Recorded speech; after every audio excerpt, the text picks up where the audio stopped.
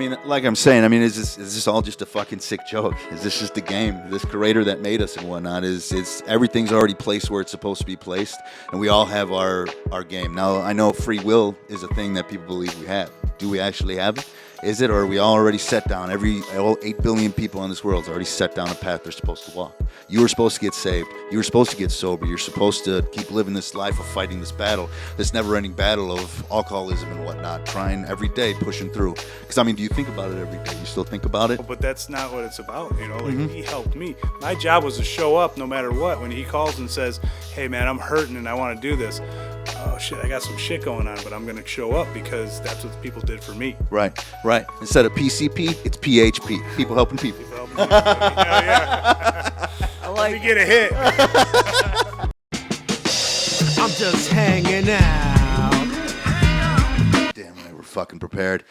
Yeah. Ladies and gentlemen, another episode of Just Fucking Hanging Out. All right? Of course, Kaiboy the Cowboy, Kyle fucking Hurley, and we have 2 very special guests today. One you might have known if you saw the last podcast. This other one, he's a new guy. He's fucking new. Of course, we got NEMO, my man. Hello. Coming back for a second stretch. And then our new guest, Ryan Dorko. What's happening? There he is. We're going to have 3 parts today, okay? It's got nothing much to do with me, but we're going to go start with Ryan Dorko today. He's going to give you a little background, who he is, what he's about, what he's been through. It's going to get saucy. We're cooking with gas today, baby. Second part come around, Ryan and Truss. Nemo, Taras, whatever, man. I got 3 personalities. I'll explain that later. Yeah. They're going Not to go crazy. on about different ideas that are happening within the near future. Nemo over here has a lot going on, and we got a lot to talk about. Third part, I guess we're just going to kind of continue on with the second part. Talk about other different little things. We're going to get to it. Sit back, relax, enjoy. Right now, we're starting with Ryan Dorko. What's up, my man? What's happening, guys? I want to give him a quick introduction to Ryan, just because I've gotten pretty close with this guy, and he literally pulled me out of the dark. And I was in a really bad spot, and then the first person I called was Ryan. And first thing he did, he picked up the phone, and he was very polite and nice, and he was like, "What's up, man? What's going on?" And I was like, "Dude, I need to come back. I need to come back to the light." And he was so friendly. He was so nice. He was so understanding of it. And right away, I was like, "Dude, you're going to be my sponsor, and we're going to do some great things." And our first meeting we had was like eye-opening, and I finally understood the universe and how, you know, people are just great. You know what I mean? Like, the universe will put something beautiful in your life, and he's one of those people. So I introduce you, Ryan Dorko, and we're gonna talk about his story a little bit, where he comes from, the good, the bad, the ugly, the beautiful, everything. So give us the fucking dirties, man. I like Give it. us Before everything. you start, real quick, I want to give my first impressions on Ryan Dorko. He came in here, he shook my hand, he looked me right in the eye, and he said, "Nice to meet you." So I like it. I want to hear it. I want to hear all the dirty business. Like I said, get right into it, Ryan. I like it, man. All right. Do I have to put this in my mouth? Get it close. Like I said, as long as it's hitting that. Don't drool on it. That front, That's you're all good, right. you're good.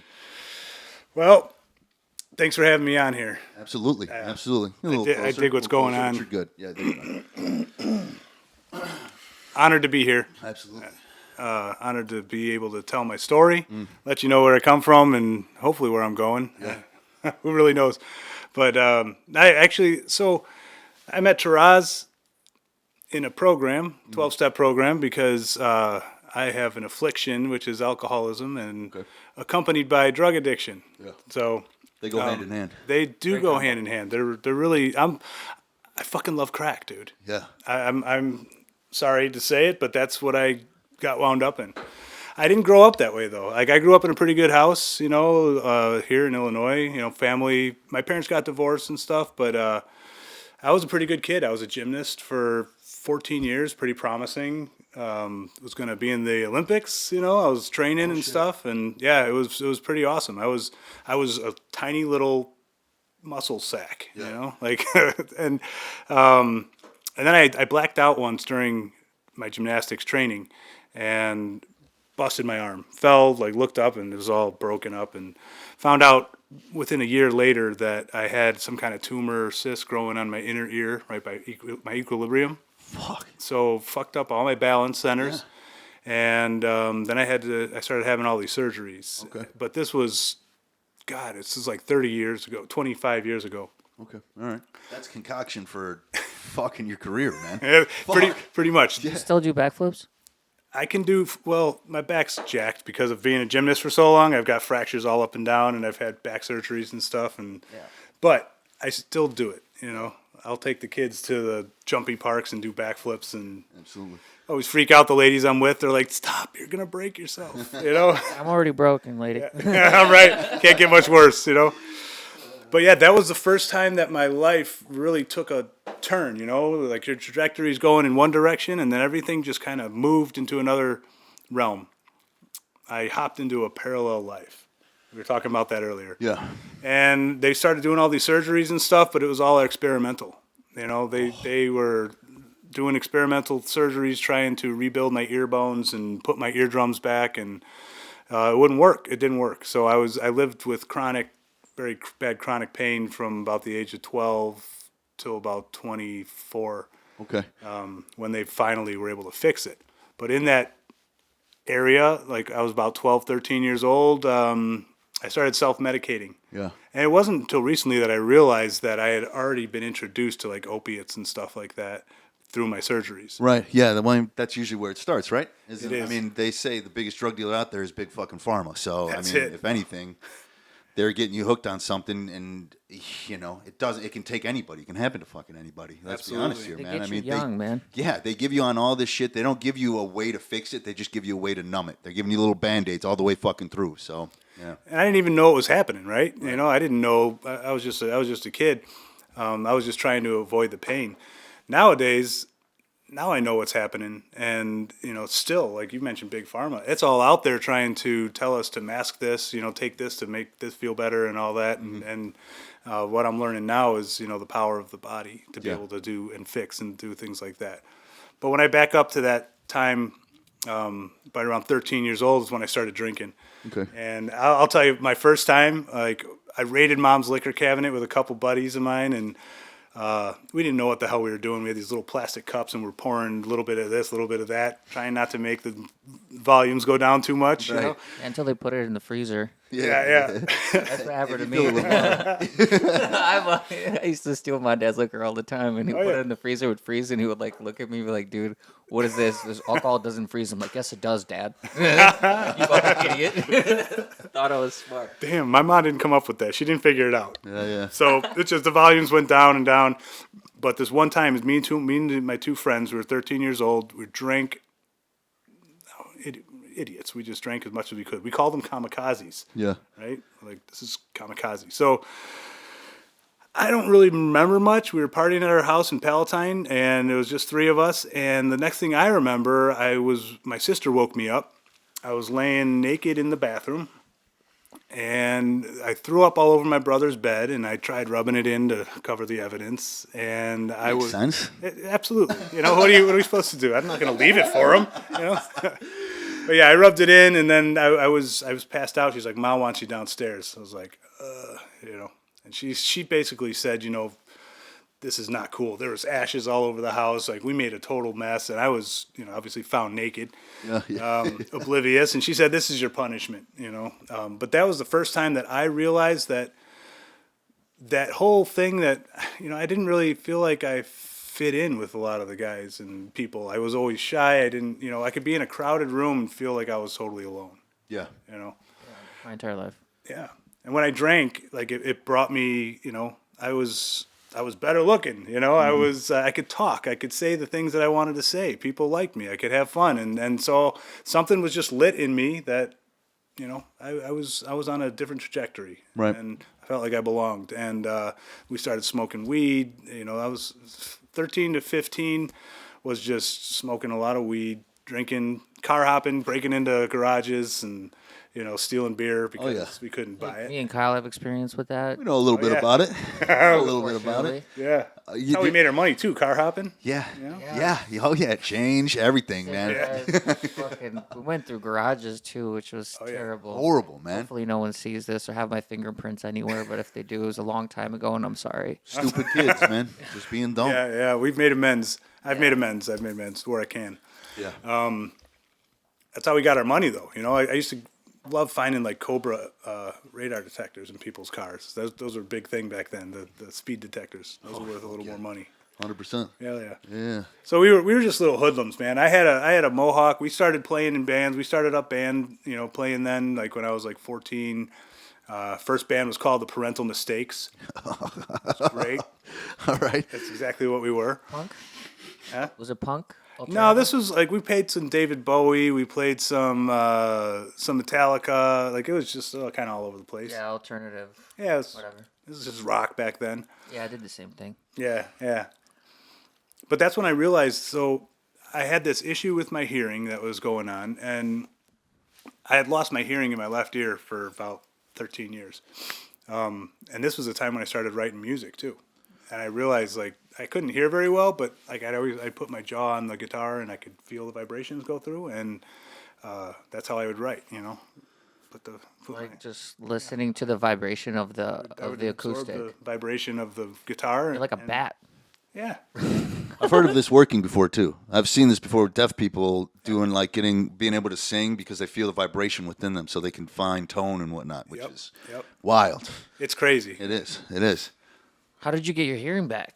Well, when I was living out in California, which was probably about 13 years later, technology had come along far enough to where they could do a surgery. They grafted a piece of muscle tissue off the side of my head here, put the new eardrum in, and then filled it with this dissolving foam until it healed. The foam dissolved, and my ear Started working again? Technology.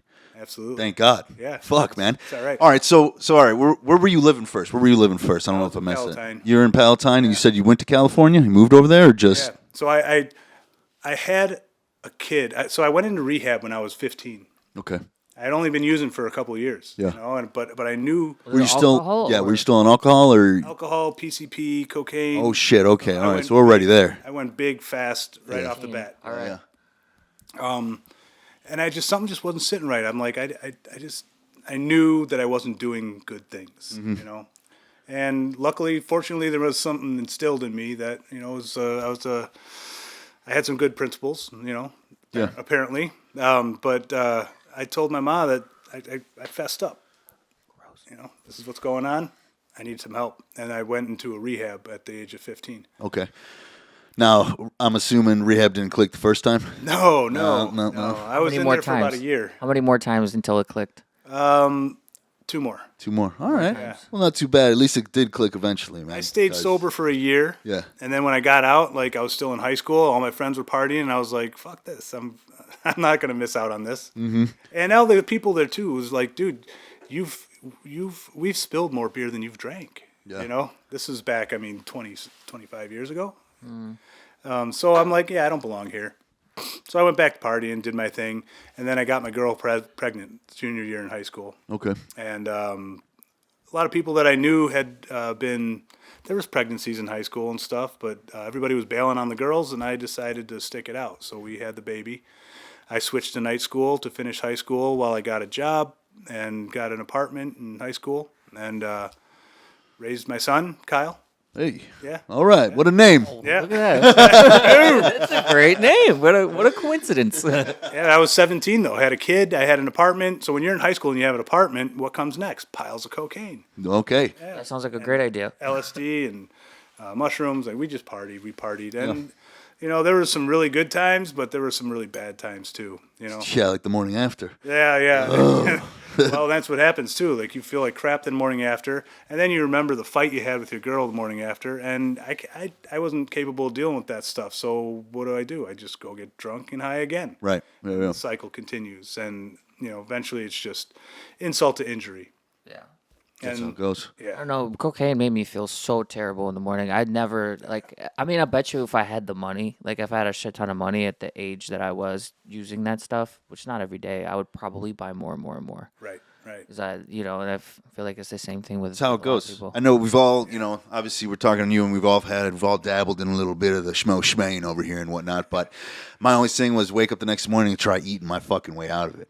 I just tried eating. Give me the sushi. Give me the Give me the sweets, man. Need some ice cream, man. But I after feel like Coke? shit. Yeah. And then the morning after. Not like Me. the night of. I was like, I'm going to wake up tomorrow. I'm going to start a nightclub. We're going to fucking go out. We're going to start a gym. Yeah, right. Well, we did start a fight club. Yeah. Well, that was before all the drugs and all that shit. I mean, other than weed. But, okay. So, all right. So, you're having a family and whatnot. You're doing all that. What comes after? Is this the next rehab time coming up? Actually, no. Like the family thing, that was about like 10 years. So I had a daughter with her a couple years later, and we were on and off because we were young. You know, we didn't. I was getting arrested a lot. I got a DUI, gotten battery on police. You know, I was just a little shit. Yeah. You know, but I was just trying to make things work. Right. You know, trying to take care of the family, working, but driving on suspended licenses, whatever. The morals were still there. The morals were there, but I just didn't give a fuck. Yeah. Yep. You know.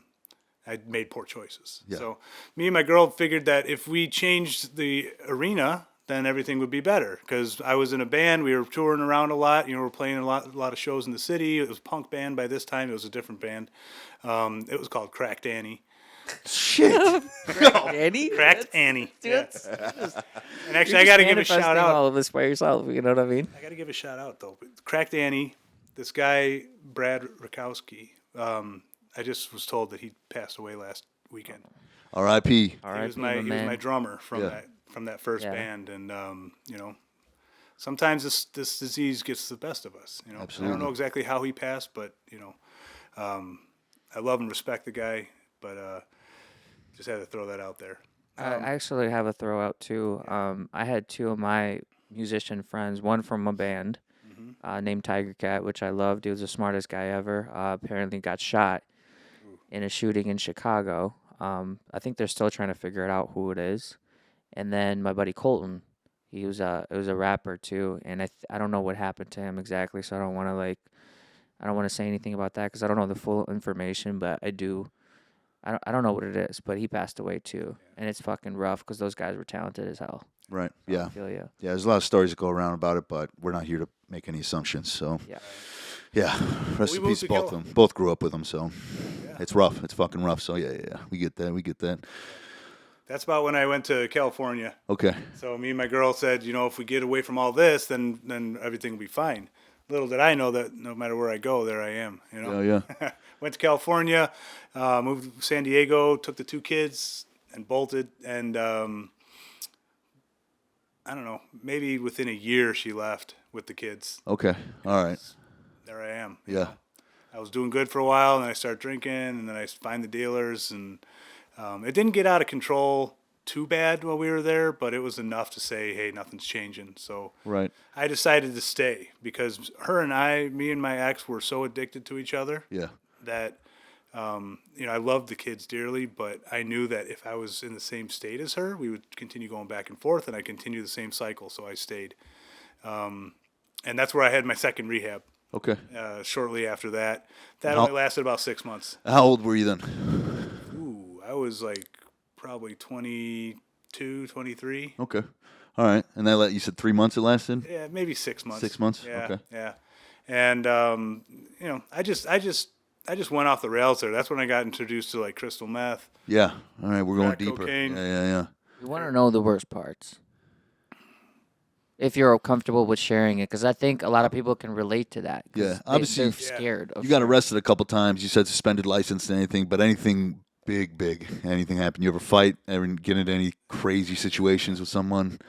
Not really. I mean, I got wrongly accused of like battery on a police officer. That Yeah. put me in Cook County Jail for about a month or maybe 6 weeks. All right. Yeah. I'm too cute for that place. Yeah. It was bad, man. I got to get out soon, otherwise I'm holding a pocket. Oh yeah.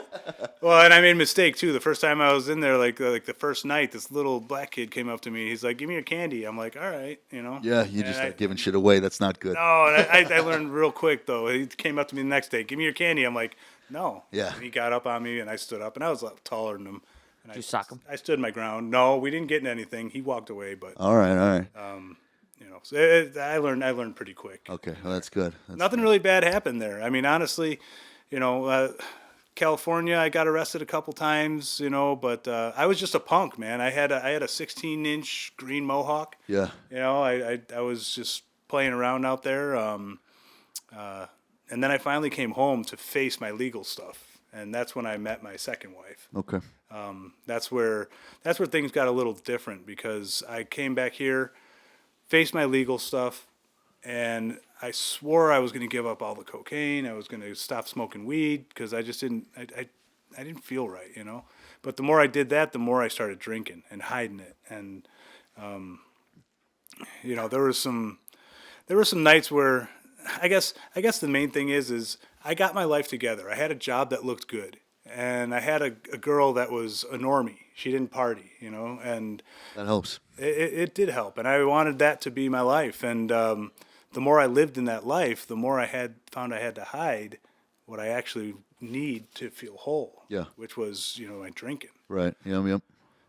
Eventually, I looked in the mirror one day, and I just didn't recognize who I saw there. You know, the house looked good. We had a townhouse. You know, she had 2 stepkids. I had my 2 kids, but I just didn't recognize the guy in the mirror, and it was empty and hollow. And I was drinking, and I couldn't drink enough to feel okay anymore, and I couldn't imagine not drinking either. You know. Yeah. So Point of desperation. that was close to the point of desperation. What I did then was I went and I grabbed a whole handle of vodka, just cheap shit. Went into the garage, rolled the windows down on the car, started the car, and drank as fast and as much as I could, hoping to pass out and just never wake up. Right. And she came out, I don't know how long it was, but she opened the door. She's like, "What the hell are you doing?" What does it look like I'm doing? I'm dying here. You know? Yeah. You know, don't you understand my pain? Like, Yeah. Save me. she's like, you're a selfish asshole. You know, there's me and these kids upstairs, and you're selfish. Boom, close the door, and first thing in my head is fuck you. Like, I'm the one hurting here, and then that's when it hit me. Like, it's something just smacked me upside the head that you're selfish. You're a selfish asshole. And I broke down, and I'm like, I called a number asking for help. Said, I can't stop drinking. I don't know what to do. No matter any of my experiences in the past, all that was gone. It didn't matter. I didn't know what to do. So they told me to come to this Alano Club in Crystal Lake, and I showed up the next day. That was September 11th, 2006. I haven't had a sip of alcohol since. Holy hell. Yeah. So with that being said, her coming out there for the maybe it was slim, maybe it wasn't. You believe things happen for a reason? Do you believe that you're put here to do a hell of a lot more? Absolutely. Yeah. Otherwise, you could have just stood out there and died. It would have happened if it was meant to happen, right. But it didn't. Right. You know? And that's the beautiful part is, you know, my life took a total trajectory again. There was another change at that point, another chance, an opportunity. I got involved with AA, and I started following all the stuff. I got a sponsor, doing everything, and I enjoyed 13 good years of sobriety. Okay. You know, I got into a career that I was into for about 15 years, you know, selling doors. Yeah. That's a thing. Fuck believe it, it or not. dude. Yeah. I don't know. I understand. Yeah. I didn't even know doors existed until I got into it. But, you know, the funny part is like my last name is Dorko. Yeah. And then I turned out to be a door guy. Was that your sales pitch? Well, sometimes, yeah. I mean, we all laugh joke. about it. Ryan Dorko here to sell you some doors. My mom always said, she's like, you got to start Dorko. Dorko doors. I was always like, I'm either going to be a comedian or a door guy. Yeah. Because, I mean, I was born with a resentment. That's Dorko. I mean, kids are cruel, you know. Did you ever try out comedian? No, I didn't. No? Kyle, that's a mutual dream of you guys. That's interesting. It is, man. But they say, because, you know, I've talked about this before about my childhood. My childhood was great. I was a little self-confident when I was younger.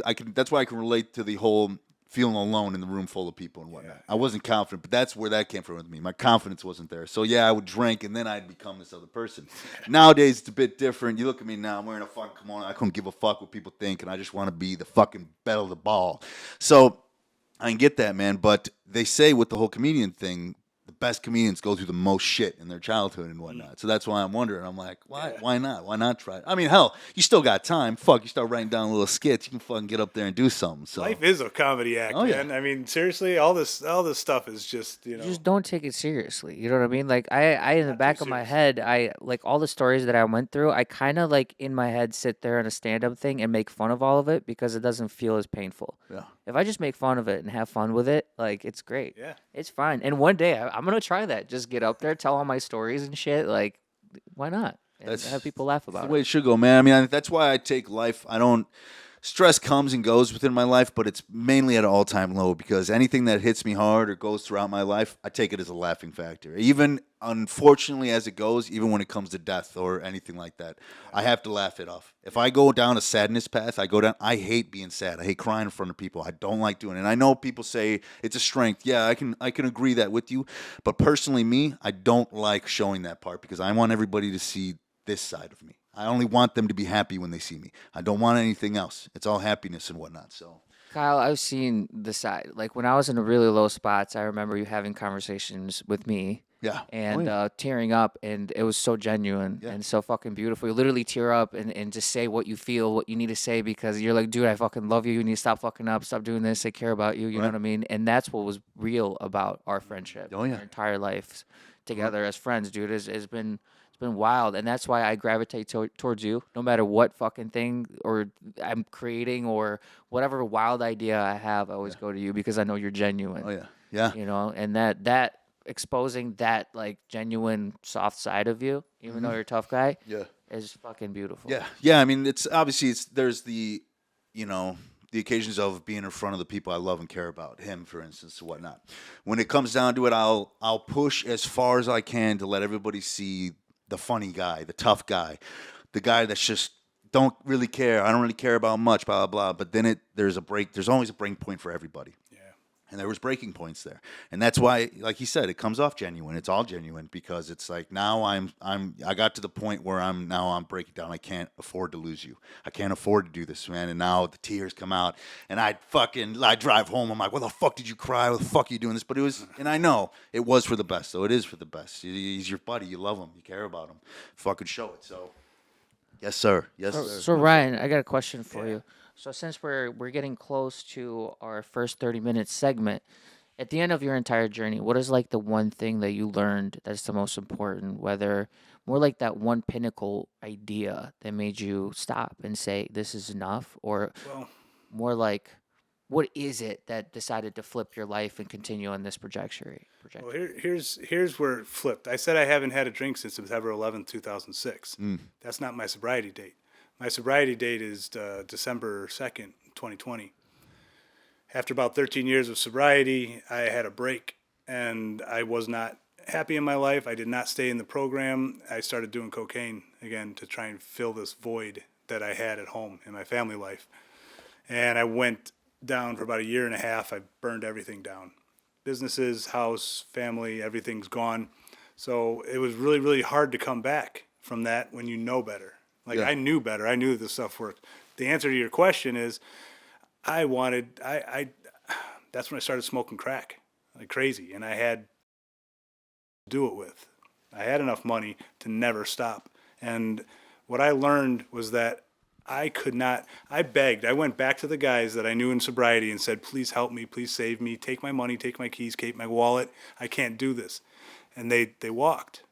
And I called a buddy. I'm like, that's not what this is about, man. You guys are supposed to help me. And he's like, bro, I heard what you said. Like, you want us to tie you up, and we could do that and get you sober, and then what? We'll let you go. Then what? What are you're going to do what you want to do? And it just hit me like a fucking light hit me. And I'm like, they can't save me. Right. And I can't save me. I give. I surrender. I don't know what to do, and that's when I like look to the universe to say like I don't know, I just don't get it. I saw past life, I see a nothing life. What is my future? Nothing. It was nothing, and I said just throw me a bone here because I don't know what's going on. Yeah. Next morning, I got a call from a rehab saying they had a bed available. I was like, hallelujah, and I followed since then. Okay. What I learned is that you have to stay involved with this thing. If you have this disease of alcoholism, it's going to manifest in multiple different ways. It's going to come up in sex. It's going to be drugs. It's going to be shopping. It's going to be, we have so many different tendencies to fulfill a desire in us that is not being fulfilled naturally. Right. We don't know how to do it. I don't know how to do it. What I found is that the only thing that can fulfill that is a spiritual connection. Spiritual connection. So are you talking, I know you're talking universe here. Did you ever turn towards a religion? anything of the sort?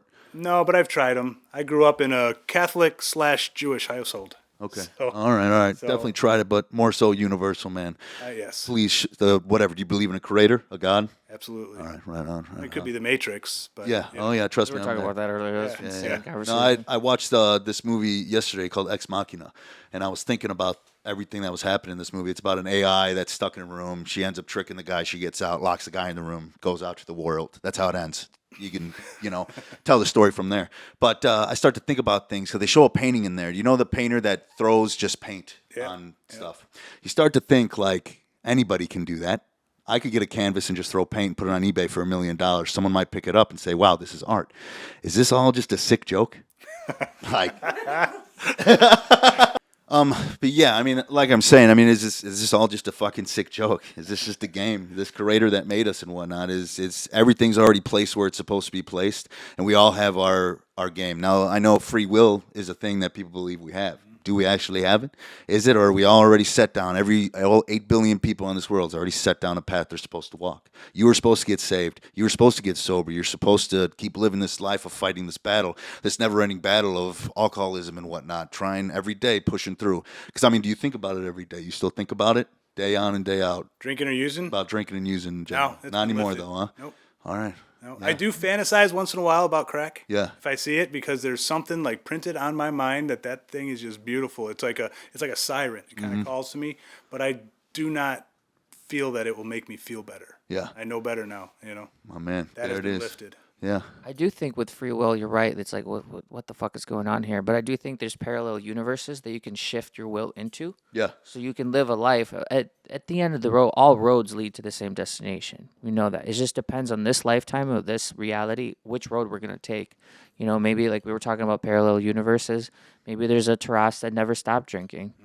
He never fulfilled his dreams, and then he has to end it and then pass it on to somebody else that he's met in his life or the next life or whatever. They have to try that again, which is really just you in a different form. You know what I mean? Like it's never ending, but the destination is the same. It's really hard to understand, but Well, that goes back to what Kyle was saying too about like the person you show up as, right? I want to show up as this person that brings a light, that brings a funny, brings comedy. Like maybe there's a sensitive guy inside, but I want to portray who I'm going to portray. Right. Like we have a choice today. Yeah. That's the magic. We can choose. If I choose to dwell on the fact that I don't get to see my kids today, my older kids I get to see. I have a wonderful relationship with them. My younger ones, my ex won't let me see, and I'm trying to see them. But if I wake up and I just dwell in that heartache that I have each day, I'm going to walk around a heartache, angry person. Right. And that ain't going to help anybody. Nobody. You're right. Yeah. I can't pretend that it's gone either. So, like, the journey is trying to figure out how to really be okay, sometimes not being okay. Okay. Yeah. That makes sense. What do I want to portray? Right. All right. I know we're kind of leaking into our next segment here, but I got one more question. So I know how in AA and all these different meetings and whatnot, they give you coins. They give you different little markers for months, years, all that. Yeah. Do you still keep track of that? I do. I actually have my 3-year coin in my pocket. Now, my question to that is why? To give the next guy hope. Okay.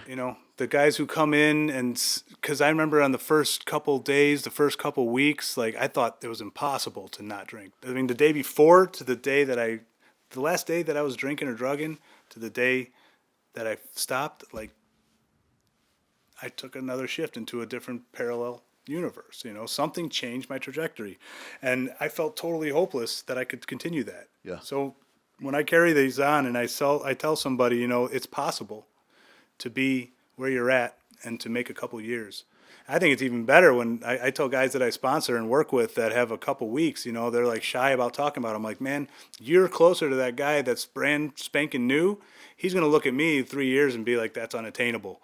But 2 weeks, I can do that. Yeah. So every moment, be proud of it. I mean, this is. I mean, God saved us for some reason. The universe said you got a higher purpose. Yeah. We're not taking you. Okay. Kyle, you know how you said that you saw like an angel? It's basically what an alcoholic is after they get out of that darkness. They Yeah. become an angel to bring other people out. Yeah. That's how it goes. And once you fully grasp the idea of what you can do for other people, you talk about you were selfish. All you cared about is your addiction, your wants, your needs, and everything else. Pain. when you step through that threshold, you start seeing the world in a whole different manner.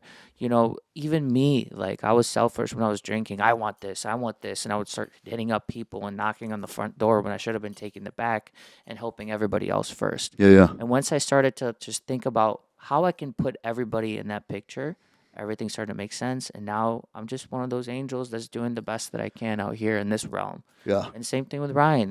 If it wasn't for you, I wouldn't be out. Yeah. You know what I mean? Somebody else might have picked up the phone and be like, yeah, whatever, dude. You know, no matter where I screamed, where I asked for help, he understood me. Nobody else did. Well, I mean, you kind of need people, you know, people with the shit that you went through. You need people like him because me being here for him, me being loving him and being his best friend, I couldn't, because it's like, it was always, it was a battle no matter what. I'm here to support him. I'm here to be there for him and whatnot. But it was like I couldn't always be there for him. So he needs someone like yourself and whatnot, someone that's been through the shit and that he can call you whenever and whatnot. So it was always like harder. I'm like, fuck, man, I wish I could give this kid the world. I could give him my conversation every goddamn day when he needs it. But I can't. Call me, I mean, I guess it can be sounded selfish or whatever the hell it is, but it was like I'm still trying to walk down my path of still fixing because I'm nowhere near perfect. I'm not. I was still fighting with, not saying I had much of a drinking problem, but drinking would put me on a fucking stagnant line. I wouldn't be doing this. I'd be going to work to go lay in a bed. So it's like, what the fuck am I doing? And with him saying I saw an angel, don't get me wrong, yes. To people who do drugs, it was drug induced. I don't, weirdly enough, I don't see hallucinogenics like that because it has helped me get through things. Sure. The DMT that I do, the LSD, the mushrooms that I do every now and then, it helps me because ever since I saw what I saw on my DMT trip, I haven't touched anything. There's been nothing other than nicotine. But that's it. That's all it's been and whatnot. So I do different things. There's different things to help other people. But what I'm getting into is that you were necessary to be put here. You're necessary to be put here, and it's like we're all connected to some kind of fucking tree here, Absolutely. right? Because like you're saying with this alternate stuff, everything kept shifting. He could have kept drinking another life, but it already went down. So now we're on a new angle right here. You came into his life to help him. You guys are still going. You're still going. I believe with what he's saying with that because I've been through a couple of circumstances. I should have gone to jail. I should be in prison. He was following me one day back from a trip I was doing because I used to move shit along. I'm getting followed by a cop at 3 in the fucking morning. I'm swerving because I'm tired as shit. Yeah. Cop's right behind me. We get to a gas station. He goes, I don't believe you didn't get pulled over. He's like, there's no fucking way. Because I'm swerving. It's 3 o'clock in the fucking morning. We're at nighttime. Yeah. And the cop goes down a random exit, black, just darkness, a dark exit. To where? Where are you going? Some other timeline, I got arrested and put in jail for trafficking things. Sure. I'm pretty sure I was praying during that time. Yeah. So I believe in this fully, man. You know, you're all supposed to be put here for a reason to help each other and whatnot, so we can keep going. And this life is the life that it happens. It is. And you know what? This is, I call it like a human manifestation, right? Like I didn't help Taraz. This body is here that, you know, the universe works through us, you know, because it's not tangible. Right. You know, it's a vibrational, energetic universe, and we're just here to help facilitate what's supposed to happen. So like, and that's where it gets hard too, because my ego would love to take credit for saving somebody. Yeah. You know, but that's not what it's about. You know, like he helped me. My job was to show up no matter what. When he calls and says, "Hey man, I'm hurting and I want to do this." Oh shit, I got some shit going on, but I'm going to show up because that's what people did for me. Right. Instead of PCP, it's PHP. People helping people. People helping people. Yeah. I like Let me get a hit. Well, with that, I want to lead into your new venture that you're starting, which is, again, helping other people overcome some of their stuff. And I think, and I will be part of it as well. I'll help as much as I can in any way I can. And I think all three of our businesses, our ideas are going to intertwine together. And I think this is why we're in the same room together. Again, the weird fucking timing. Yeah. At some point in time, I saw this. And it's all divine, baby. It feels like I'm home. You know what I mean? Yeah. It feels like I knew this is going to happen. So I would love to talk to tell people about what your business is, what it involves, what are your ideas, what is it going to look like, how they can find you, everything that you want to say about it. This is the first time you're bringing this up? We've said publicly, it before. Publicly. Yeah. JHO exclusive. Yeah. Ryan Dorko. Oh, man. I love it. A round of applause, dude, because we got that Do we have special effects? going. It is a round of No applause. way. I got it in the beginning, and then I did it again. Can you do it again? I also will have an announcement in the next 30 minutes because I will publicly talk about my business too. So I want an applause right now. Get the Give it man a applause. You're ready. Let's go, baby. All right, give it to us. Give it. I just turned it into a business, but this has been something I've been working on over the past 3 years. Right, I came back in this sobriety thing. My kids are gone. Like I can't, I was so close to my kids. Right, so there was this big freaking hole in my heart. Yeah.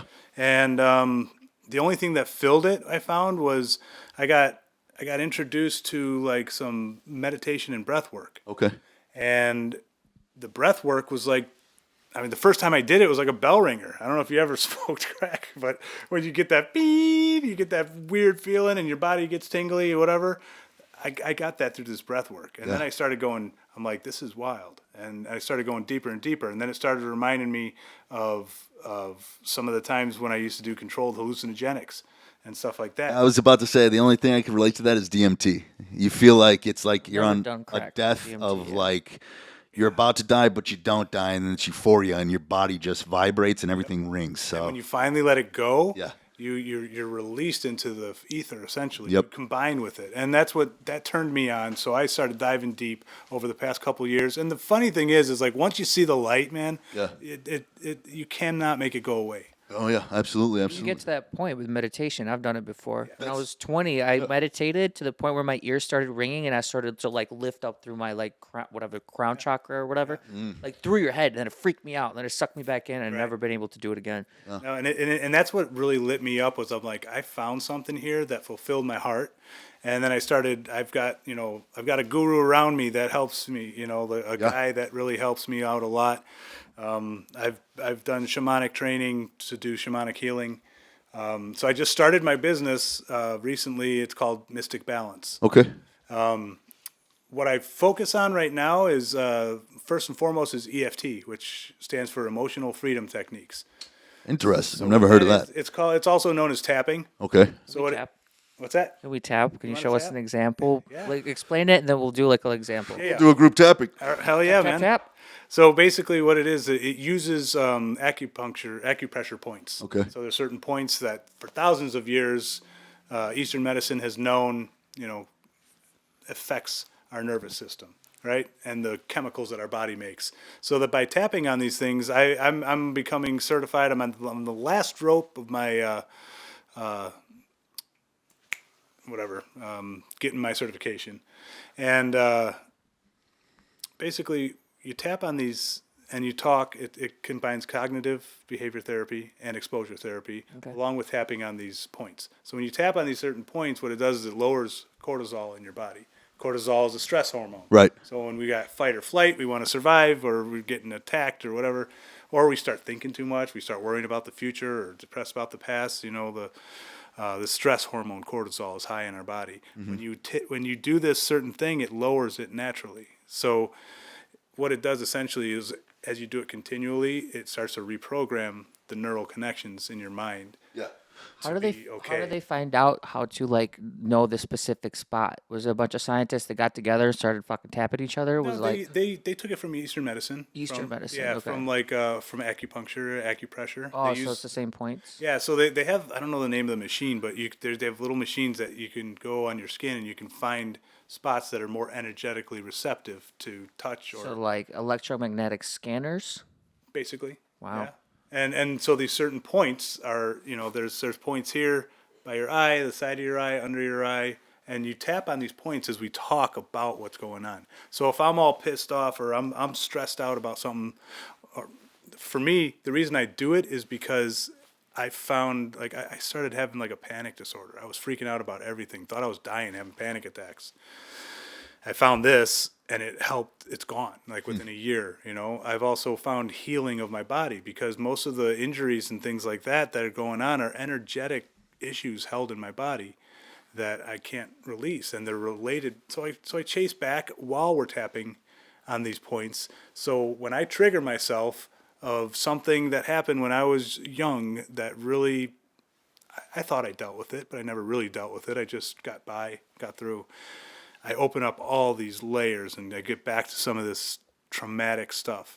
And I bring the trauma up and I tap while I'm doing that. It reprograms my mind to say that that's not scary anymore. Yeah. That does not elicit a response of fear. And after you do it a few times, it's like, I can't even make those things come back anymore if I try. Like a form of hypnosis too, It's not like hypnosis. self-hypnosis. No, No, it's 'cause actually you're reprogramming. dealing with it. You're reprogramming. It's not even. It's like talk therapy on steroids. Yeah. Talk therapy to get the shit that I've done in the last year. It would probably take me 10 years to do. I feel like I just heard about this week because it's with the eyes because it is a form of therapy people use for PTSD trauma. EMDR. Yeah, where they That's do eye another movements. part, It's yeah. eye movements they do, and they deal with it, and then boom. So it's like that. I'm on board with all this shit, man. And this is part of the EFT. I do some eye movement as well for high trauma. Yeah. We have I got like 40 different modalities that I use in there. Okay. I have a lot of clients, and what I do is I'll take somebody in. We start with like a short Excuse me. Hey, no problem. Just start tapping. We start with a short meditation. Yeah. Just to get centered. I do a lot of work with like balancing the energies, chakras. Moving energy around in our body. It needs to be moved around, and then we'll start digging in, and I'll teach them how to do the tapping. There's like 8 different points we go through for a basic. And then what it does is it takes whatever the surface issue is, and it opens it up. It falls away, and then the reason for that issue comes up. And then we tap that away, and it opens up, and then the deeper reason comes up. And then before you know it, you're at childhood something. Yeah. I mean, there's so many things locked behind this. The hard part is that it's hard work.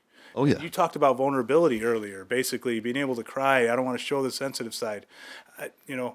We have the choice to show up positive today. The only reason I can show up positive for people that I help and work with is because I got enough balls, I think, to sit down and be vulnerable and say, "Hey, man, I'm hurting. Yeah. This is my pain, and this is real. But I'm not going to live in it. Right. This is my experience. But how do I get out? So I Release it. Yeah, I found these tools to release it that have given me freedom, emotional freedom techniques. So I'm free EFT, from these baby. emotionals. That's Yeah. right. That's your main focus on your business is to That's- provide a service of how to use the EFT. Are you going to teach them or are you going to like perform it? So EFT I can do over Zoom. Yeah. So you can go and you can sign up. You can go to my website and you can sign up. My website's being revamped right now, but you can sign up and do it there. We'll leave What it in I- a link below. Yeah. Yeah. We'll leave a link, and then whenever it's revamped or whatever, if it is already, if they can they get anything right now through you or? Absolutely, yeah. Okay. All right. Okay. So, Yeah, I'll leave everything. Yeah. Obviously, we'll leave towards contact. right now or towards the end, throw it out on the video, and then of course I'll leave links and whatnot in the descriptions. But there's other modalities that I found. So I do sound healing as well. So I have a bunch of sound bowls, gongs, instruments, and Taraz has been- Dude, he does like these sound baths. It is so cool. You gotta try it. You have to fucking try it. You like lay down, we do a meditation, and he brings you into like a slow trance. And there's like ambient lighting, and then he starts doing these crazy ambient like vibrational sounds with this like rain thing that he does, and then you just let go. I mean, for a little bit, you kind of go into a dark spot, but that's where you want to be. And all the clients or all the guys that come and do it every Monday. One guy would be like, "Well, I was in a dark place. I was scared. I'm over here on the beach with like my wife. Like, you know what I mean? Like, I'm imagining completely different things. But when you're done, it feels fucking amazing. I'll have to give it a whirl. I'm into that stuff, man. I'm into the meditation stuff. I like it. It does work. For anybody out there who doesn't believe in these things, I'm telling you right now, it works. We're vibrational beings, man. I mean, we are. If you go to our atomic level, man, we are just energy. Oh, yeah. We're like 98% like nothingness. Right. And You're tapping into that through that connection. That's wild. yeah. That is so fucking cool. And that's helped me so much, to find strength and be able to share that with other people, because there's so many people that feel like they're just lost in this trauma and they have to be victims. And then when you get over being a victim, then there's a subtle victim. I'm going to write a book on that, though, the subtle victim, because I love it. Oh, dude. Trademark that. I'm gonna have to. It's Don't done. steal it. The subtle victim, TM. Trademark. That's it. Yep. But then, like shamanic healings, I do that as well too. So that's where someone doesn't have that. I have to do that in person, just kind of like the sound healing. But I go into trance and I work in the spirit realm to heal like soul loss that people might have had from a last body or a past life, possibly. Or sometimes people put ill energy into people and they don't know how to get it out. So Yeah. I go into trance Gotta and watch out work for with that. the spirit realm to release it. And there's With I no love it. with no ayahuasca. Just natural, clean, sober. I've my shaman who trained me, she does do plant medicine, and she asked me if I wanted to, and I said no, because once I reach that with a substance, Yeah. I'm reliant on that substance to reach it again. Yeah. I need to be able to do it no matter where I am. So my work has been over the years to find how to get there without it. I've been trying to tell Kyle that, but maybe one day you can get to it. Well, I mean, like I said, I was always searching for something. Yeah, I was always yeah. looking for something to pop out and tell me what's up and say something to me. The second I saw that thing that I saw and it told me what it told me, it just told me I'm in you and you're in them. It felt like everything that I needed to be told right there and then was told to me. So that was a sign. That was an omen. Yeah.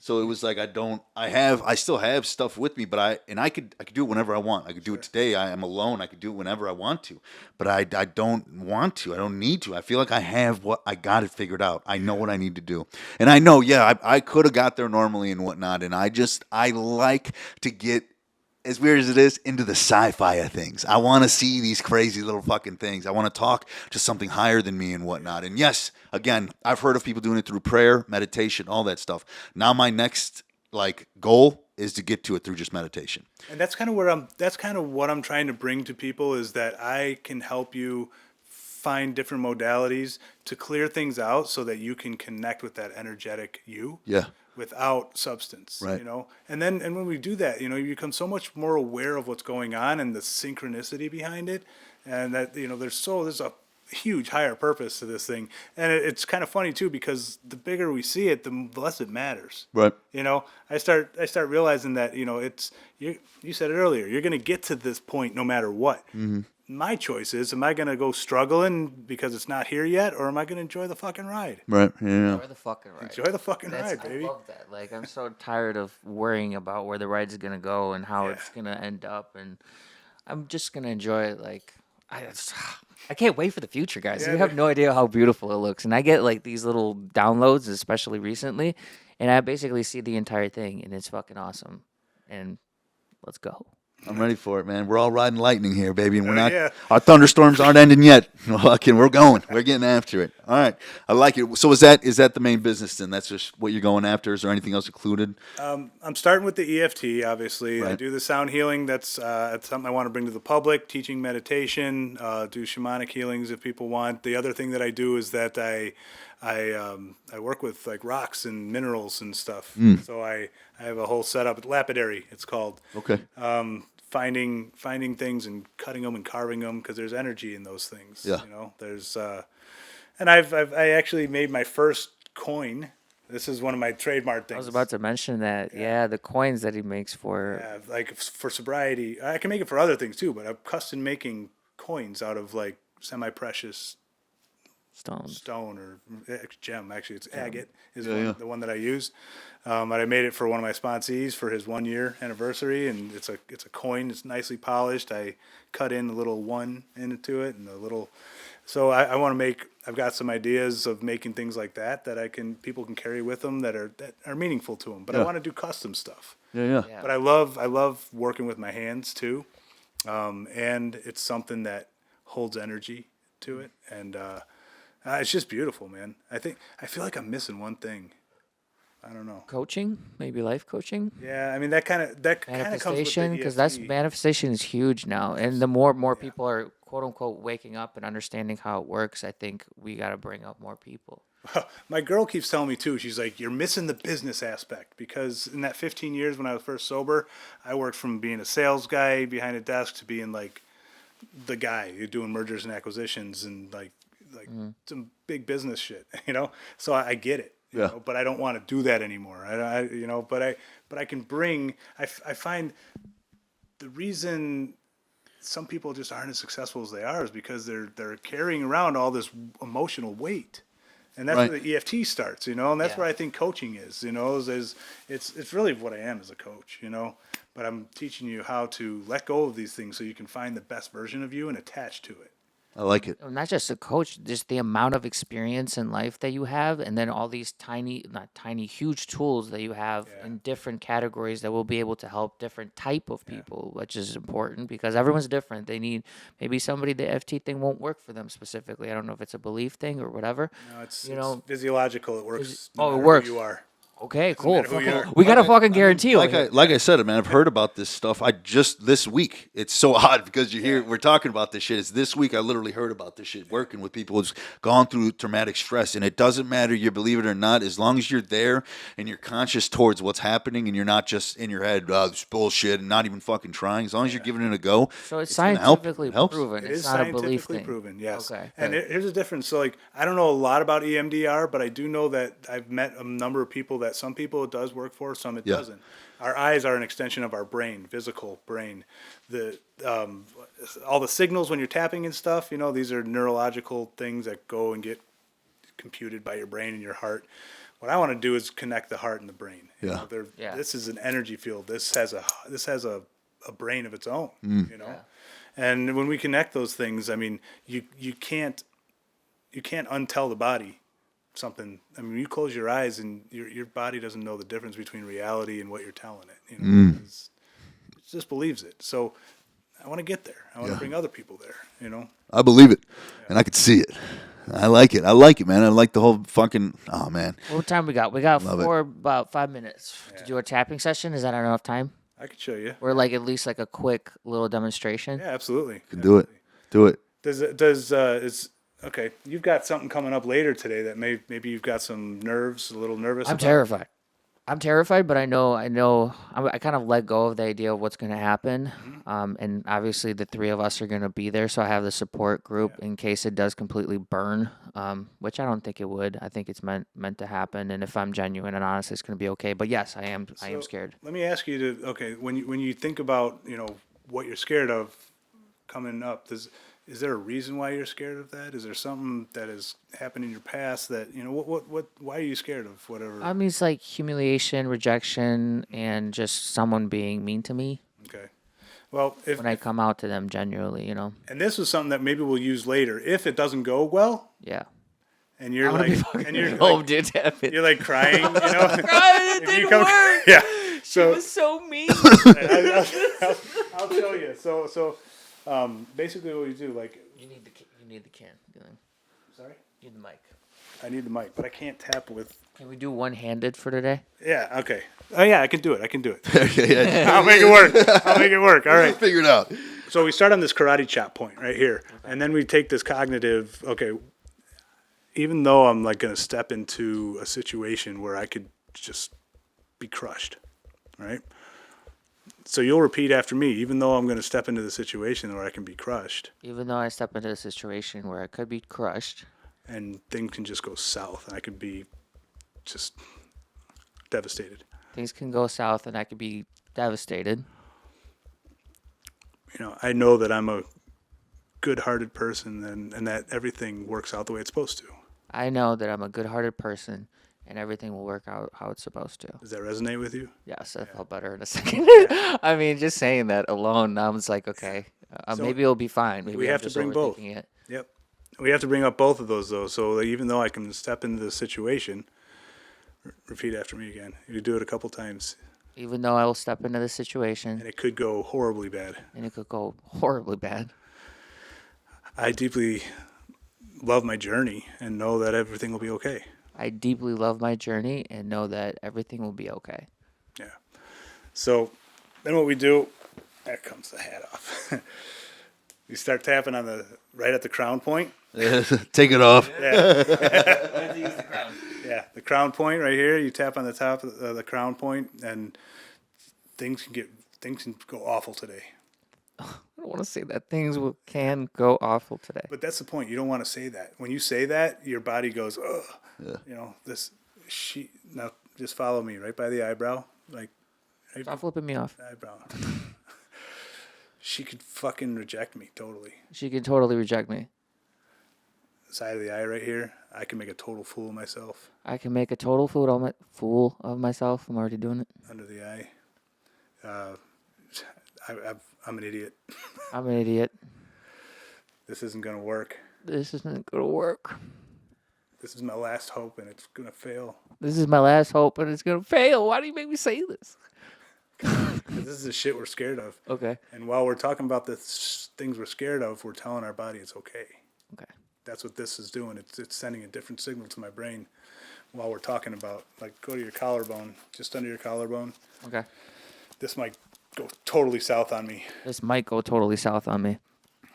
It probably will. It probably will. Tap under your arm. She ain't gonna. She's not gonna want to do anything with me. She's not going to want to do any business with me.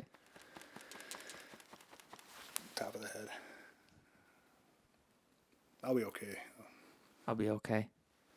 So we go through that round. We go through that 5-6 times talking about what's bothering us, and usually I'll take a measurement of like what's your distress level beforehand, like how much do you believe this? Yeah. And then it'll be like a 7.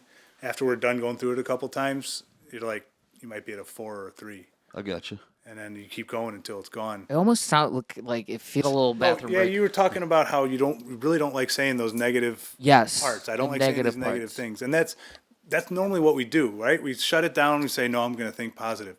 But the truth is that we're resonating. We still believe somewhere in us that there's a possibility of this not happening. Yeah. Right? Yeah. Well, it makes sense what you're doing too, because I was with him. I was like, damn. I was like, saying the negative. They say like putting it out there for the universe. So only say positive stuff, put it out there. But what you're doing is trying to find the root of why you're anxious. Yes. Because I get that, because when I used to fight, I used to only try and push positive. I never tried to dig deep why I was so anxious, why I was having such a hard time getting a handle on my nerves and shit. When maybe I should have been trying that. I should have been putting it out there. I'm nervous. This could go wrong. I could disappoint everybody. All this different shit, because that's what I felt. It wasn't worrying about me. I never gave a fuck about me in the ring. I only cared about letting everybody else down. And that was it. But instead, I was always like, I'm going to do my best. I'm going to win. That's going to work. So I get it. That's kind of where I'm at in a position right now. Like, maybe for you, it was going in the ring. For me, I'm going in the ring facing a person that, I admire. You know?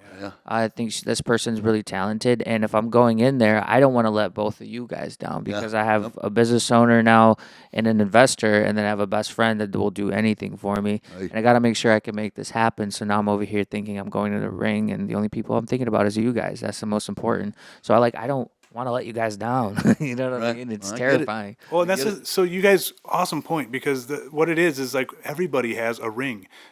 My ring that I'm going into is, my head always says, like, my ex-wife is saying all the stuff to my kids about how bad of a person I am because of this addiction, because of the things that I did in the past. And I'm not that guy. I have a problem. I didn't do the right things for a while, but that's all our head. My ring is like, I want my kids to respect me. I want them to know that I'm there for them, that I can help, we don't want to let people down. We want to, God, we sacrifice ourselves so much just to make the other people happy. What about speaking our truths, just knowing our truth first? And that's where this stuff comes in, because as we clear away a lot of this crap, we start to become familiar with what our truth really is. And sometimes it doesn't look so pretty. Yeah. It doesn't. Absolutely. We have to be able to say it and say, this is my truth, like it or not. If you can't accept me for it, I've done the work. I know that this is my truth, and you're just not going to be in my ring. Yeah. I like it. Makes a lot of sense. It all fucking does. So I'm excited for you. I can't wait. And I'll give it a whirl, man. I'm down to try it as well, man. Just because as much as I say I got nothing going on and everything's been handed daddy with me, there's always a little something I can fucking deal with. So I like it, bro. I like it a lot, Ryan. What's funny, I don't think you ever mentioned the name of your business. Oh, Mystic Balance. Mystic Balance. Baby. That was like probably the most important thing that we should have addressed. Well, all right, I'll throw it up there. Fucking all good, man. On the internet too, though, the way I put the name, it's spelled Mystic Balance, but there's a dash in between. Okay. The reason for the dash is because the dash is everything in between, right? I mean, we want mysticism's behind everything, balance is behind everything, but the dash is what we're living right now. Dash is everything in between. There's actually a dash poem. It's way too long, but it essentially goes to the fact that, don't get away from, don't forget about living in the now, what connects then and then, past and future is the now, the dash. Interesting. So you have a meaning behind the name, of course, just like every artist has a meaning behind everything. Yeah. I love it. Yahtzee. Mystic Balance, people. Mystic Balance. Link will be in description. I like it. All right. So all that's on the table. Tally ho, I love it. I love all the positivity. We're fighting our demons. We're getting to the gist of it. Energy, man. Wild. Cool. All right. Well, on to the third thing, man. We're getting back into NEMO today. A little into the NEMO, third round NEMO. Here we are. Butter him up, get him ready to fight. Here, let me explain something. He's going too fast. So Kyle only knows the one part of my personality, or the two of them, which is this new one I created was NEMO, correct? Now, the more I do of this inner work, the more I try to figure out about my personality and who I really am, the more things are coming up. Like, I've always been the dude with ideas. I've always been the dude with the fucking business plans. I was always the dude that's trying to do something that somebody else has never fucking done before. Right. So I realized that's not NEMO. That's not Taras either. So I sat there and I was like, I'm not bipolar, but like, there's shut up. I love you, brother. I thought about it. Not 'cause I was bipolar, like, but check out this third But- version. I think that falls into schizophrenic, bro. I'm not schizophrenic. I'm not bipolar. I just have 3 different personalities. Nice, yeah. Hey, this makes sense. Sit back, buckle up, and hold on, because we're going for a ride. You ever Let seen me Sybil? explain, guys. Okay, so there's Taras. There's the lover, the storyteller. He's like the child inside of me. There's NEMO, which is like the rebel. If you don't fuck with him, he'll get on your face in a bad thing. He's like, if in a rap battle or song battle, like if you come after him, I'm gonna get pissed off and I'll make you look like an idiot. But Taras wouldn't do that. Neither would Grinchy. It's just like a personality that comes out that needs to protect me. He's the flirty guy. He's the dude that's gonna end up in jail. He doesn't give a fuck what people think about him. He just does, like, especially in music. Like, recently I've been writing in NEMO. And the music is it's like so energetic. It's so like pumping. You heard some of it, right? It's in your fucking face. In your face, dude. And I say some shit that most people are going to be scared to say in records. Now, that's not going to come out for a while because Grinchy's taking over today specifically. That Grinchy? Grinchy. All right. Grinchy. And the reason for Grinchy is like, remember me and you did that YouTube video with where I dressed up as the Grinch? Kyle was the... Oh, yeah. Elf. Was the elf with he's seen that. And we went around Walmart and gave out gift cards to people, and that was like Grinchy. And Grinchy is basically a person that was holding on to their ideas and holding to themselves, just like Grinch stole Christmas. You know what I mean? And Grinchy is like this character that I need to like let go. So he turned into a business thing. I don't know why, but Grinchy is a business mind that I've always had, but I could just never utilize or go through. Like, I was always lacking that like follow through. I would say ideas, I would make promises and then break them and just be a piece of shit sometimes to people. But Grinchy's no. He's like, if I'm gonna fucking do it, I'm gonna fucking do it. So when I set, for example, what's about to happen today, which you guys will find out, is me, Ryan, and Kyle and Grinchy are gonna go over to see this artist perform that may or may not be able to help me with a new business idea that I have. Now, I know this is going to sound crazy. I love crazy. But everything's crazy. We're crazy. Grinchy's crazy. And I had this crazy download I got the rest of the download in the last 2 weeks where, like I had this idea when I was younger. I was always said these phrases. I said, one day I'm going to change the world. One day I'm going to change the way the music industry runs. One day. And I never really understood, like, to the point of what I meant. It was just words, me saying stuff, but I had no fucking idea what I meant. Like a notion. Like something big. I meant for something big. And until recently, I finally understood what it was. So I'm going to be opening up a company that's going to have 4 phases.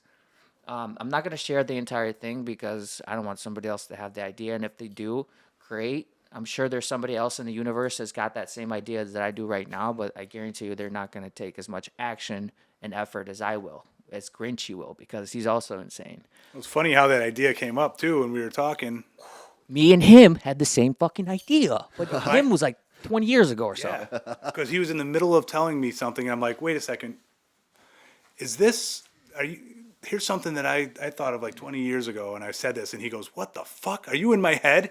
But it was the same, but I stopped that journey around his age. Yeah. So I'm continuing it. He's continuing, which is so tripped out. It was weird, dude. This is weird as I fuck. thought nobody, I told him, I was like, I'm going to change the way the fucking music industry works. Like, I'm going to wipe out the labels. And he's like, are you going to blank? And I'm like, like, what the fuck, bro. Yeah, that was great, man. This is getting weird. So My hairs are like standing up on my arms, like it's Mark creepy, like, my words. If I say sober and healthy and committed, and I got these motherfuckers around me, in 3 years I'm gonna be a billionaire. And guess what? The labels, done. There will be no need for labels. Now that's a fucking wild statement coming from a young man like me. Bold statement. Like I know whoever's watching is like, yeah, right, dude. Whatever. Just watch me in 3 We years. got our haters. We got our number one. You know? Watch me in 3 years. Watch me in 3 years. Just watch me. Yeah. I'll do everything it takes, and not because of like my own confidence, because I know it came from somewhere else. It wasn't even my idea. Like my entire life, I wasn't chasing money. I was chasing experience. I loved feeling things. Like I was addicted to that. I wanted to feel like what it's like to be broke. I wanted to feel like what it's like to fall in love and fall out of love. I wanted to know what it feel like to sleep on the beach for 2 months in California. I wanted that. That's really truly what I wanted. And during those times, it was like bits and pieces of the download, right? I think something I told Kyle earlier is like, I don't know if depending on how old you are and you're watching this podcast, back in the day we used to have LimeWire. So when you would download like an MP3, it would be pretty quick, with whatever speed internet you had, and you had like a little bar on the bottom, and you would get like little blue lines on that bar. Once the download was complete, it was pretty quick. You got your MP3, you're ready to go. For me, my ask was so big that file was so fucking large that it took so damn long in order to fully download all the way through. So my entire life, I got those little blue lines of that giant movie, a series, or I don't know, it's a really long fucking movie. And I finally received the rest of it. Now it's just a matter of implementing, being fearless, and doing it.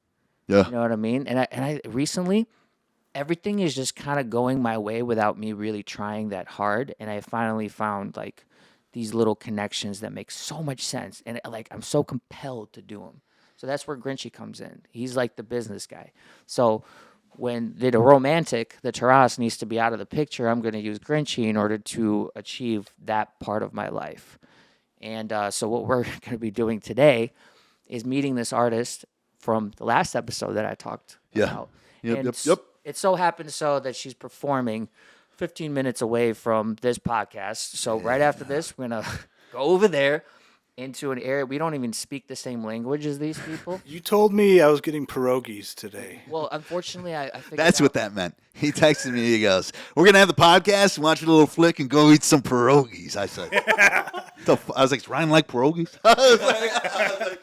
I'm fucking hungry, man. I'm always hungry. Pierogies sound good, but I don't know if they have them there. Yeah. It's just like a cafe. Now, I have this plan, and I've messaged her a couple of times. She's probably, I don't know if she's seen it or ignored me, but I really do need her specific help in the industry. I don't know what is drawing me to her. Like, yes, she's beautiful, but there's something else. There's an energetic connection. Maybe, I've heard you talking about. Yeah, maybe. I just need to make sure for myself if I'm right about that intuition or if I'm wrong. Like, she could end up to be really freaking mean. Like, she could be just mean, and I'm going to start crying and then tapping on the way home. Like, you know what I mean? You got the tools, baby. That could be the case. Or it could be that she's super polite, super understanding. She'll give me at least 30 minutes to explain this business idea. And I'm not going to share it the entire thing because I think that's stupid if I share it with people that I don't know. And only you. Kyle doesn't even know it yet. He doesn't know the ending. And that's about it. That's the only people that know about it. And I'm hoping that we can, once we get there, we figure out a way how I can steal her for like 30 minutes. And I'm hoping that she doesn't think I'm some creeper that's trying to just hit on her. I know you told me this yesterday, and I was like, I came down here and we had a movie on, and I just sat here in silence. And she was like, "What are you doing?" I was like, "I'm thinking." I was like, "I'm really trying to put everything together here." I was like, I have to believe. have to believe, I'm believing. That's why we're here. That's why we're here. Like I said, I was sick since Thursday, and I was like, no. I was like, we have to do this tomorrow, and we're going to go do this. We have to take chances. We have to do these things. We're going to hope for the best. We expect the worst. But I mean, you look great. You feel great. You got medicine, energy. C4. Okay, C4 energy. Sponsor us. Is that a sponsor plug? No, it's soon. No, there's no plug yet. But if you're out there, we're looking for you. We're looking for some plugs out here. So yeah, that's basically our plan for today. We're gonna go to this shop, this little cafe where it's a private setting, And I know she's performing at 6, and I know there's going to be other performers. Now, I don't know if she has like a boyfriend or a team or bodyguards or some shit. Like, I have no idea, because I'm going to have to think on my feet as a new startup or business owner, you know, and present that idea in all of these elements. And I know Taras can't do it. I know Nemo's going to fight somebody, and Grinchy's the only one. So that's when it comes to these multiple personalities. Now, I pick and choose who I want to use at what time, because that's important. And I think most people have that, but they just can't figure it out. Like, for example, when I was drinking, those 3 personalities existed. I created them as a kid in my own imagination. But when I was drinking, those circuits would like intertwine. The 3 personalities would twingle and twist, and I would be confused because I don't know what to do or how to act. So I make myself look like an idiot. Yeah, yeah. It's all at once. That's what it sounds like.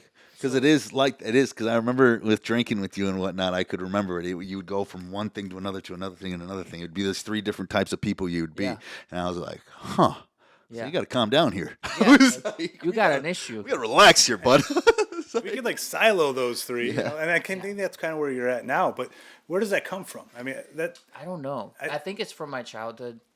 no, not the people. I'm saying like the point you got to now. I just want to point out like all the hard work you've done in order to Realize this. to let out some of the past traumas, to let out some of the, you know, to show some vulnerability, which I think equals strength.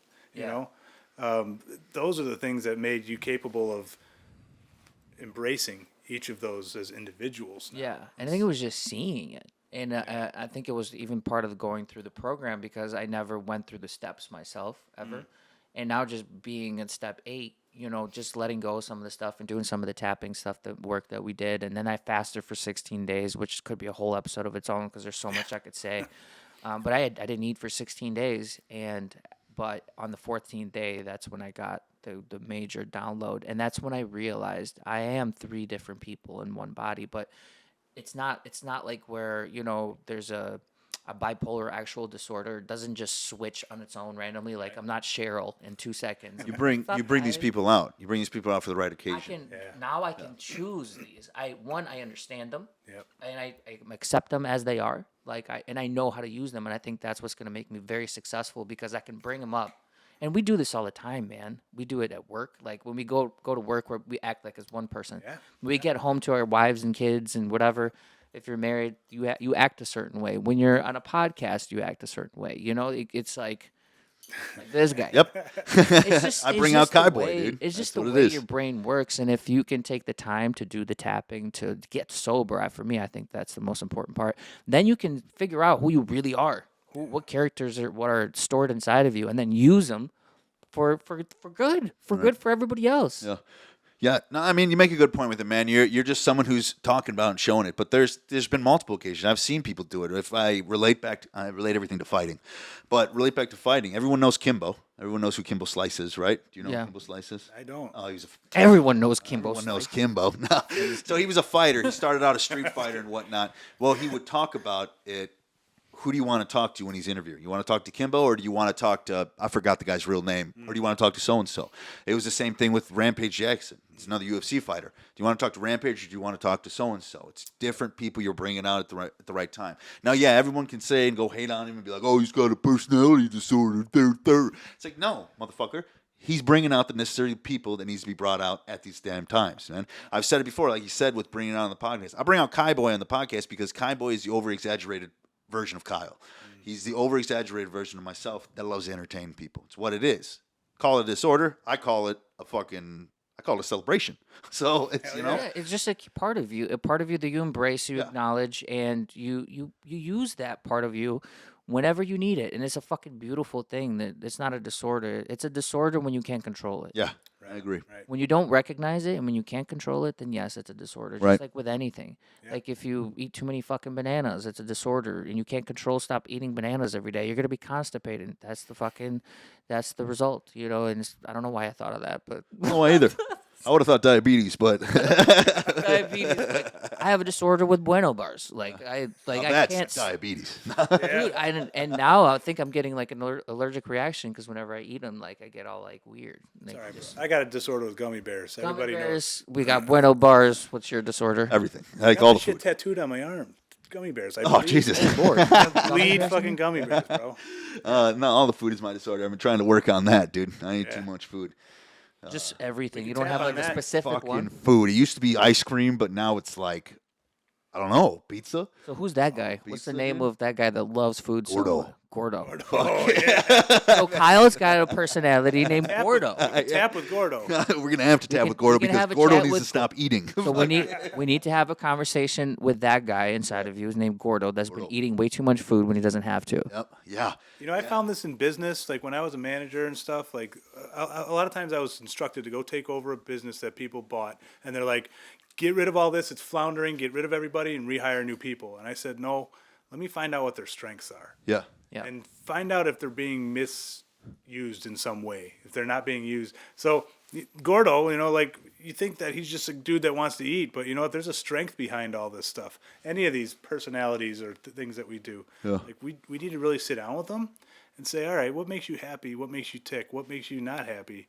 Let's find that strength and let's use it. Right. Build that. That's Yeah. what I'm working on, man. Dude, I'm gonna use these motherfuckers. Nemo's a fucking monster. He's a savage, and now Grinchy's a genius, and Tarasa's a lover. You know, that's how it goes. Make A it lot of work. people when they feel like a negative side, you know, personality or whatever, like if food feels like an issue, because I know with a lot of people, food is an issue. Yeah. For so, sure. So when they think of it as a negative thing, you know, they're just trying to get rid of it, kind of get rid of it. As long as you're trying to get rid of something, you're holding on to it. Yeah. You're admitting that it's there, and it's not that we have to go into denial, but we got to stop promoting the fact that that's who we are and just change that vision. Like you said, I want to show up like this. When I wanted to stop smoking, every time I'd say I want to stop smoking, all my brain hears is smoking, smoking, smoking. It doesn't Yeah. hear that I want to stop. Right, Yeah, right. Here's the. I had to start saying, I breathe only fresh air. I breathe only fresh air. I breathe only fresh air. And that's how I reprogrammed this to like, smoke. It's not, I got to stop smoking. That just makes me want to fucking smoke. Right. You know how it helped me? What I started doing, because I smoked cigarettes and vape for the longest time. I couldn't stop. It's either cigarettes or vaping, you know, or fucking both. Yeah. You know, the last 2 months, I just said cigarettes are gross. Cigarettes are gross. I don't want them. I really don't want them. I don't care for them. I just kept telling myself that over and over again until I literally don't want one anymore. Like my brain thinks it's gross. Yeah. So I guess it's like a form of self, you know, Yeah. hypnosis or whatever. I like it. I like it all. Is that was that your main thing For what? you wanted to talk about? Well, Was that your section? Is that what was you wanted? I guess that was I was my gonna say, section. Yes. That was a lot. It was definitely enough, if anything. But if there's anything else you want to put out there, because Well, here's the thing. This is what I want to put out. So if I played like a million different scenarios in my head of how this is going to go, you know, if she says yes to helping our little family in this new business that we're creating here, then my goal is to have her on the pod because I feel like, Kyle, you need somebody even more special than me on here. you only be my number one boy. I know. But from what I understand, she's really cool and Yeah. talented. No, and I would and love like it. you I'd said, love it. you had good feedback Yeah. about artists. So why can't we tell her story Absolutely. on this podcast? I know she's going to be huge. Yeah, and we live later close. down the- It's and not like we she li- needs to travel states, you know. So She lives in California, oh Yeah. well, but she visits here often, I believe. we'll schedule accordingly. We'll schedule something, and I got her a gift too if she says yes. And Ryan made her a rock, of course. And yeah, and that's something that we're about to do. I don't know, should we do like some behind the scenes, like trying to I don't know. Like On the way there, on the way there, like we're ninjas about to go in here. And getting ready. We're all gonna be dressed different. Just waiting till you see what I got. I'm gonna Are you look gonna good. You're gonna look good. I'm gonna look good. You I'm look like a looking good. businessman? You said we're going to a cafe, and I was like, "This is gonna be fun." Well, this is one of my plans too. This is the way I envision it. Probably not going to go exactly that way, but I have a feeling she's going to be with her mom, family, supporters somewhere in a table. It's a really small cafe. So I was thinking at one point we like maybe buy them a pizza or something. Interesting. And like, because I know there's no food at the cafe. So if we say, hey, I come up to them and say, hey, my name is Grinchy or Taras, whatever I choose to be that moment. And I say, hey, my team wants to. Don't juggle them around in your head, dude. Don't be like, I'm turning Nemo to the Grinch. Be like, get him out of here. Get out of here. Where's the security? And we buy them pizza and we feed everybody. And then maybe I'll flirt with her mom to get her attention because it's funny, but not like in a weird way. And then I take her away. Only need 30 minutes to tell her my ideas and where we go from there. And you guys entertain the crowd. Yeah. You know what I mean? I'll talk to him. I'll Think say about I'm. That's Grinchy talking. I don't know. It'll come off the top of my head when I get Because there. you have to teach them.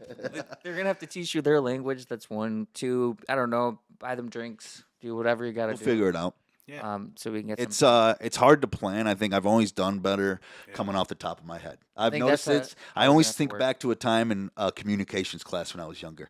Whenever they told me to write things out, I fumble my words. I don't know where the fucking cards go. I'm like, ugh. Well, dude. But then they tell me, Kyle, as stupid and as innocent as it is, tell a scary story. I told the best scary story ever, dude. Everybody loved me. The girl I had a crush on at the time came over to me. I told her to get away because the teacher was giving me fucking cops. I was like, oh. Well, see, When I say it, it's off the top of the head. It goes. I like that idea, Figure it but out. see, Grinchy's different. He's prepared for every single situation. For example, Yeah. if she's sick, I got a little vitamin C packet, so I can. Nice. Here's a vitamin C packet. If she's You sounded a little hoarse. sick. What? Well, it's what they call when you got a little thing. Oh, okay. I think I'm right. I don't know if she's. I didn't call you a horse. I don't know if she smokes, but if she smokes, I got a lighter. Like, you go. try to fucking post outside and wait until she needs the lighter.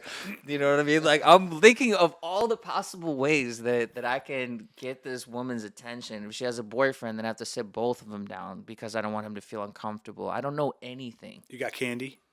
I have a sweatshirt. I did get candy. I got Bueno bars. I got like a little. Hey, you want a little candy? Candy, little girl. Get in the car. Get out of the van. Get in the car. No, and I got like a little gold bag, and I bought a sweatshirt for her, and I got Bueno bars and a little handwritten note if she says yes. All right. As a salesman, because that's what Grinchy does. If she says yes to helping us out, that would be fucking awesome. If she says no, like I said, I'm coming back crying. Yeah. Well, it'd be the best case scenario, and even if she says no, like I said, our thunderstorm is not over. We're riding lightning. Okay, we're getting after it. Oh, the universe will do its thing. I'm not really worried about that, but I don't know. Something's drawing me to her. So you guys watch in the next episode. You guys watch. Next, or maybe a couple episodes from now, if she agrees with it, we'll see. Maybe it'll take a little bit longer to build that relationship with an artist like that. I don't know, but I'm gonna ride it. I'm gonna have fun. This is a big day for me, and I'm appreciative of you guys doing this with me. Oh yeah. Because you're the support system that I yeah. need, and I feel way more comfortable. Fuck yeah. We'll end it with that. Just hanging out. Ryan Dorko, thank you very much for coming on first time. brother. Taras the artist. Taras the artist. Nemo and Grinchy. Thank you very much. Ladies and gentlemen, this has been another episode of Just Hanging Out. Kaiboy the Cowboy, Kyle fucking Hurley, signing out. See y'all later. Go, ladies and gentlemen. Bye-bye. I'm mainly known for the rough raps, but kids steal my lyrics like hubcaps and eat them like stacks of flapjacks like rats. Hey,